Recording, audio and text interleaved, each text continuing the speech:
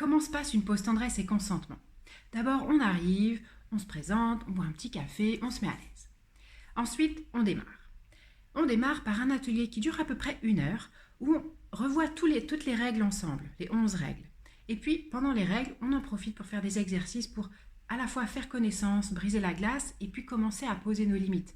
S'entraîner à dire non, c'est un des premiers exercices. Je te dis non, tu me dis non, on accuse le coup, on voit que ça va, et on continue. On apprend à dire oui, on apprend à demander, à être précis.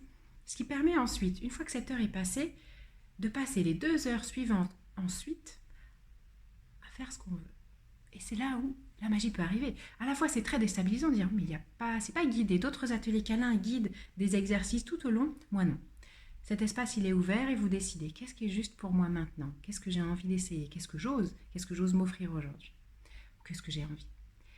Et donc, vous pouvez participer à 2, tout seul, à 3, tout le groupe. Parfois, on se met tous ensemble et c'est aussi très très chouette. Un quart d'heure avant la fin, donc au bout de 2h45 environ, je préviens qu'on commence doucement à sortir. Et puis on termine par un cercle de clôture.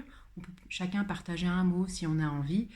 Et puis on se reprépare doucement après cette bulle complètement incroyable à retrouver le monde normal, le monde extérieur. Et voilà.